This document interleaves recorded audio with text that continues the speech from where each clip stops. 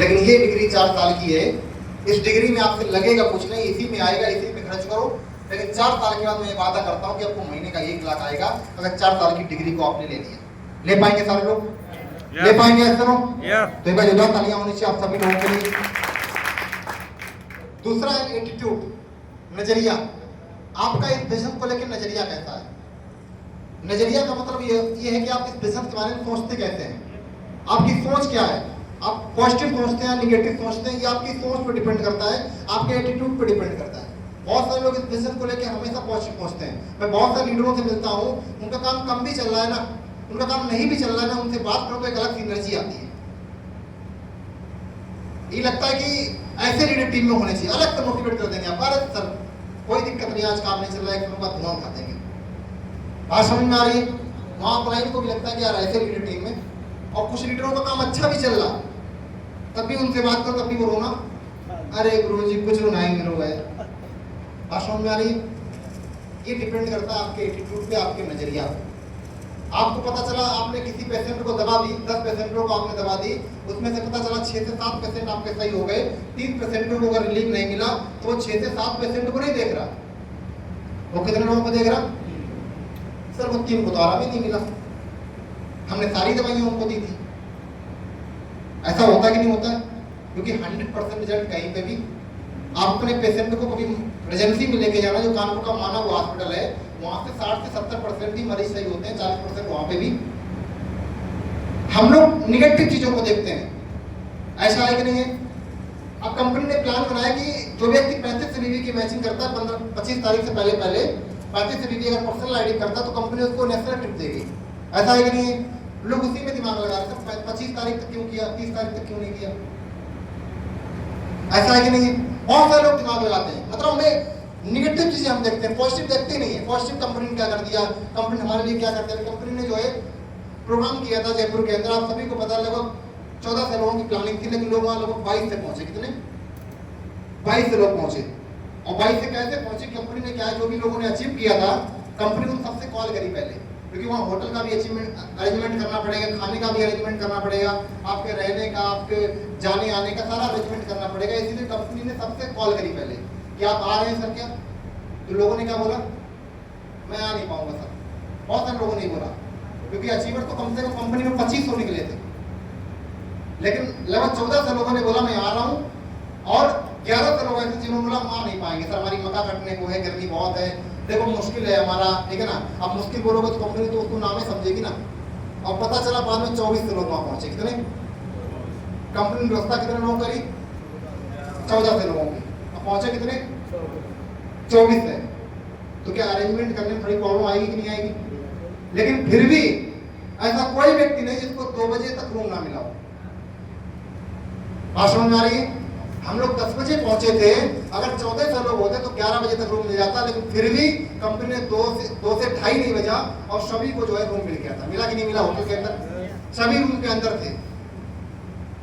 मैं आपसे पूछता हूँ, जब हमारे घर पे शादी बरातें होती हैं, 200 लोगों की प्लानिंग करते हैं और 250 से आ जाते हैं ना, तो भाई साहब समझ में नहीं आता क्या करें, भगोना कहाँ रखें और तवा कहाँ रखें। समझ में आ रहा है कि नहीं आ रहा है? हम लोग उसको अरेंज करने में दिक्कत होते हैं। सोच के देखो, जहाँ 11 से लोग एक्स्ट्रा पहुंच जाए, उसको अरेंजमेंट करने में कितनी दिक्कत। कंपनी ने ऑलरेडी 3 होटल किए हुए थे, लेकिन लोड बढ़ने की वजह से कंपनी ने एट ए टाइम लगभग जो है 3 की जगह पे 7 होटल किए, 4 होटल और बढ़ा दिए, ठीक है ना। खाने का अरेंज किया, आपके मतलब मीटिंग का अरेंज किया, सब कुछ कर दिया, और अगले दिन मीटिंग बढ़िया हुई कि नहीं हुई?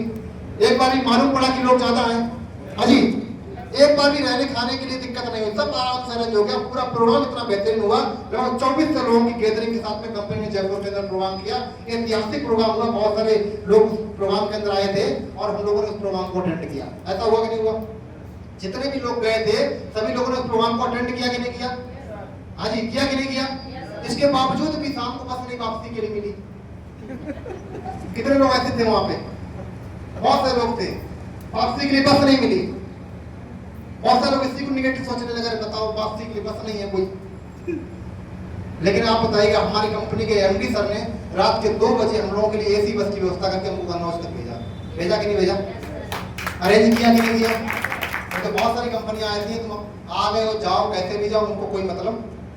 कंपनी का वहां का प्रोग्राम था, आने जाने का कोई प्रोग्राम कि आप काहे से आ रहे हो, काहे से जा रहे हो, लेकिन फिर भी हमारी कंपनी का मैनेजमेंट इतना बढ़िया था। आप मुझे बताइएगा, रुकने के लिए कंपनी ने अपना जो है खुद का हेड ऑफिस खुलवा दिया, खुलाया था कि नहीं खुलाया था? कंपनी कहती है हमारे यहाँ करोड़ों रुपए का माल रखा है, रात में नहीं खुलाएंगे, पता नहीं चोरी ना हो जाए। आप मुझे बताइएगा ऐसा होता है कि नहीं होता है? लेकिन फिर भी उन्होंने खोला, इसके बाद खाना मंगवाया सबके लिए, लोगों ने खाना, सभी लोग खा चुके थे खाने से पहले, फिर भी दोबारा आप सभी लोगों के लिए खाना आया, सब कुछ कंपनी ने किया। तो ये हमारे लिए अच्छा है कि नहीं है? वो चीजों को हम नहीं देखते, हम ये देखते हैं कि 35 से बीवी की 25 तारीख को क्यों करी, इसको 30 तारीख को क्यों नहीं किया। तो हमें क्या देखना है? पॉजिटिव चीजें देखनी है, क्योंकि देखो कमियां हर व्यक्ति के अंदर, कोई परफेक्ट नहीं दुनिया में, हर व्यक्ति के अंदर कुछ ना कुछ कमी है। हमें पॉजिटिव चीजों को देखना है, क्योंकि इस बिजनेस के अंदर सफल होने आए हैं। अगर पॉजिटिव चीजों को देख के चलेंगे तो 100% इस बिजनेस के अंदर सफल होंगे। बात समझ में आ रही है? बहुत बढ़िया। तीसरा क्या है? टीचबिलिटी। टीचबिलिटी का मतलब है बिजनेस को सबसे पहले आपको सीखना है और फिर अपने लोगों को आपको सिखाना है। आप हो सकता है मॉडल 1 हो सकता है मॉडल 2 हो सकता है मॉडल 3 हो। अगर आप मॉडल 3 है तो आपकी टीम में भी मॉडल 2 या मॉडल 1 के लोग होंगे।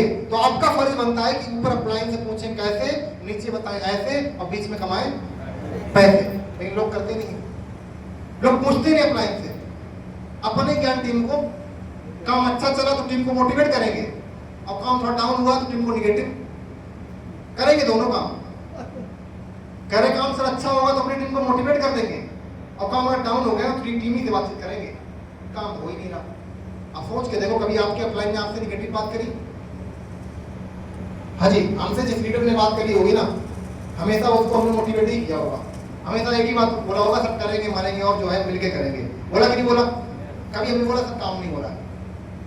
लेकिन बहुत सारे लीडर ही करते हैं, कालिदास वाला काम करते हैं, जिस डाल पे बैठते हैं उसी डाल को, और फिर कहते हैं सर टीम बड़ी नहीं हो रही। टीम बड़ी होगी कैसे? इस तरीके से होगी। आप काम नहीं कर रहे हो, ठीक है ना, आप काम कर भी रहे हो तो काम अगर आपका अच्छा चल रहा है, आप अच्छा पैसा कमा रहे हो तो खुश हो। लेकिन अगर आपका काम थोड़ा बहुत डाउन हुआ तो आप उन्हीं टीमों से निगेटिव बातें, उन्हीं टीमों को आप समझा रहे हो कि ये नहीं ये करो।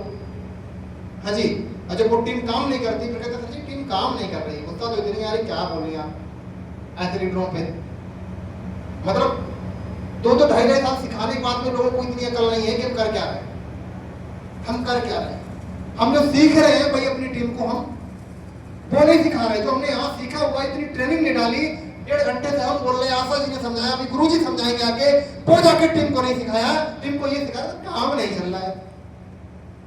कमी नहीं बताई कि हमारे अंदर ये कमी थी, हम प्लान पे नहीं जा रहे थे, हम फॉलो नहीं कर रहे थे, ठीक है ना, ये नहीं बताया। ये बता रहे काम नहीं चल रहा। बहुत सारे लोग आपको भी मिलते होंगे, मिलते ही मिलते हैं, बोलते हो कि हमने भी विद्यालय से ज्वाइन करी थी, उनकी आईडी खोल के देखो 3 से बीवी भी नहीं करी, वो आईडी एक्टिवेट हो जाती। ऐसे लोग मिलते कि नहीं मिलते? पता चला ओटीपी दे दिया, एक दिन में बंदे ने इतना बड़ा काम कर दिया कि हमने भी ज्वाइन, और आई तो बोला हमने भी किया था। लोग बोलते कि नहीं बोलते? तो आपको इन चीजों से सतर्क रहना है, ऐसे लोगों से बच के रहना है, क्योंकि ऐसे लोग सिर्फ बिजनेस के अंदर आपको गुमराह कर सकते हैं, अदरवाइज दूसरा कोई काम वो तो ऑलरेडी खत्म है इस बिजनेस के अंदर, लेकिन आपकी चलती चलती गाड़ी जो है उसको भी रोक सकते हैं। समझ में आ रहा है? तो आपको ऐसा नहीं करना है। कर पाएंगे? मान सकते हैं सारे लोग? रुक जाएगा मैम, मान सकते हैं सारे लोग? तो आपको हमेशा इस बिजनेस के अंदर सीखना है, अपने जैसे लोगों को जो भी चीजें आपने बिजनेस के अंदर सीखी हैं, हो सकता है आपके दिमाग में कोई निगेटिव चीज चल रही हो, ऑफलाइन से बात करो, डाउनलाइन से बात करने की जरूरत। ऑफलाइन काय के लिए? जो भी दिमाग में उल्टा सीधा जो भी चल रहा हो जाके सारा उगल दो, जाके ऑफलाइन बताएगा आपको, और वो भी एक्टिव ऑफलाइन के पास में। क्योंकि बहुत सारे ऑफलाइन ऐसे होते हैं कि आपको ज्वाइन तो करा दिया उनका पता, और उनके सामने तुमने कहा जाके कि सर हमारा तो काम ही नहीं हो रहा, तो कहेंगे हम उनसे पहले नहीं कर रहे हैं। ऐसे भी लोग आपको ऐसे है कि नहीं है? यहाँ पर बहुत सारे लोग ऐसे होंगे, ज्वाइन कराने वाला कोई और होगा और काम किसी और के माध्यम से। मैं आपको बताऊं, मुझे भी ज्वाइन कराने वाला कोई और था, 3 महीने उसने हमारा सपोर्ट किया, 3 महीने बाद वो खेती में लग गया। अब अगर हम उसके टच में रहते तो क्या लगता हम यहाँ होते? वो भी खेती कर रहा था, हम भी खेती कर रहे होते, क्योंकि जो व्यक्ति जो काम करता है उसी की जानकारी देगा ना।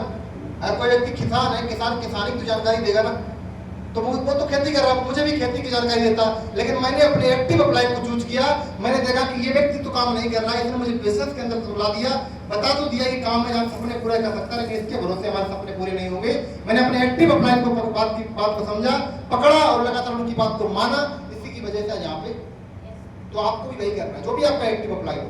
इतने समय से आप काम कर रहे हो, अभी तो समझ ही गए होगे ना कौन हमारा एक्टिव अप्लाई, कौन सिस्टम के अनुसार दौड़ रहा है, कौन मीटिंग में आ रहा है। और एक्टिव अप्लाई समझने का या उसको पहचानने का एक ही तरीका है, जो अप्लाइन प्रॉपर फील्ड पे नहीं कर रहा हो, जो अप्लाइन प्रॉपर मीटिंग ट्रेनिंग और अप्लाइन की बातों को फॉलो कर रहा हो, समझ जाना यही हमारा एक्टिव अप्लाई। और उसी को अपना हाथ पकड़ा देना, 100% वादा करता हूँ वो भी सफल होगा और आपको भी सफल बनाएगा। एक्टिव अप्लाइन को, किस अप्लाइन को? एक्टिव अप्लाइन से अपना हाथ पकड़ा देना, सर ये हमारा हाथ आपके भरोसे है, सिर्फ वादा करिएगा कि आप मुझे 3 साल के अंदर सफल बना दोगे। मैं आपको रियल बताता हूँ, अप्लाइन खुद भी सफल होगा, आपको भी सफल। तो आपको इस काम को डीपली करना है, देख के करना है, एक्टिव अप्लाइन के टच में ही रहना है। रह पाएंगे सारे लोग? रह पाएंगे दोनों? और लास्ट क्या है? हॉनेस्टी। आपको इस बिजनेस के अंदर ईमानदारी रखनी है। हमारा व्यापार जो है एक ऐसा व्यापार है जिसमें हम लोगों से मिलते हैं, लोगों के घर में भी जाते हैं, ठीक है, लेडीजों से मिलते हैं, जेंट्सों से मिलते हैं, लड़कियों से मिलते हैं। तो हमें हर कीमत पे अपने अंदर ईमानदारी रखनी है, चाहे वो कैरेक्टर से लेके हो या पैसे से लेन देन से लेके हो, कैसे भी हो, हमें ईमानदारी रखनी है। क्योंकि अगर आपकी ईमानदारी हटी ना, तो कब जमीन पे आ जाओगे पता नहीं चलेगा। ऐसा है कि नहीं? बहुत सारे लोगों को देखा होगा जिनके पास पैसा बहुत था, लेकिन वो ईमानदारी नहीं रख पाए, वो ऑनेस्टी नहीं रख पाए, वो उस चीज को अपने संभाल के नहीं रख पाए, जिसकी वजह से आज कहीं ना कहीं वहां से जमीन पे आ गए। ऐसा है कि नहीं?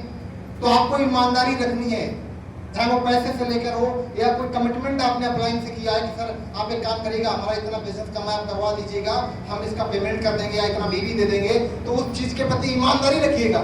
अगर नहीं हो पा रहा है, हो सकता है कि आपके पास में प्रॉब्लम हो, आप कह दीजिएगा सर 2 दिन बात कर देंगे, बट कुछ लीडर क्या करते हैं, अरे सर ये तो आपका फर्ज था ना करवाने का, हमारी गर्ज थोड़ी ना थी, आपकी भी तो गर्ज है, आपको तो हमारे बीवी से मिल रहा है ना कुछ। लोग बोलते हैं नहीं बोलते?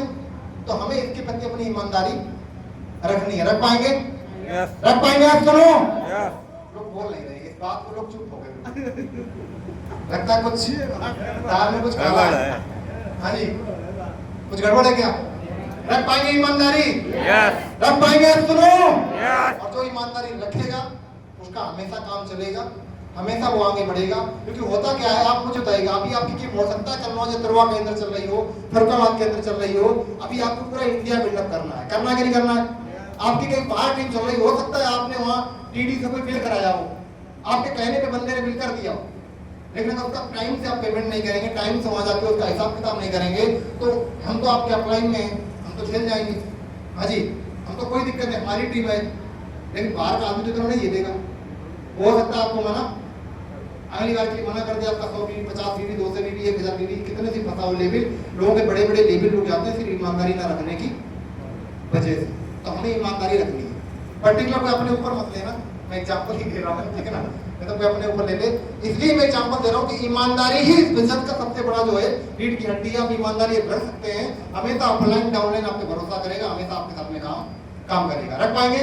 और कैरेक्टर के प्रति भी ईमानदारी रखनी है, क्योंकि हम लोग लोगों के घरों पे जाते हैं, लोगों से मिलते हैं, बहनों से मिलते हैं, लेडीजों से मिलते हैं, बहुत सारे लोगों से मिलते हैं, तो हमें अपने कैरेक्टर के प्रति भी ईमानदारी रखनी है। क्योंकि कैरेक्टर अगर आपका खराब हुआ ना, तो आपकी बात पे कोई भी विश्वास नहीं करेगा। समझ में आ रहा है? तो रख पाएंगे सर लोग? रख पाएंगे आप लोग? बहुत बढ़िया। नेक्स्ट करिएगा सर।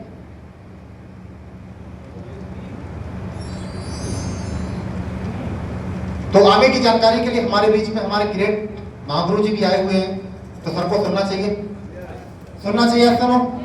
क्योंकि मैं आपको बताऊं, जैसा कि मैंने शुरुआत में कहा था कि मुझे भी सीखना है। हो सकता है आप लोग सीखे हो या जो लोग नहीं आए हो सकता है ज्यादा सीख गए हो, लेकिन मुझे अभी और भी सीखना है, मुझे और भी चीजों की जानकारी लेनी है, छोटी छोटी चीजों की जानकारी लेनी है, तभी जाके मैं इस बिजनेस के अंदर एक बहुत बड़ा काम कर सकते हैं। बात समझ में आ रही है?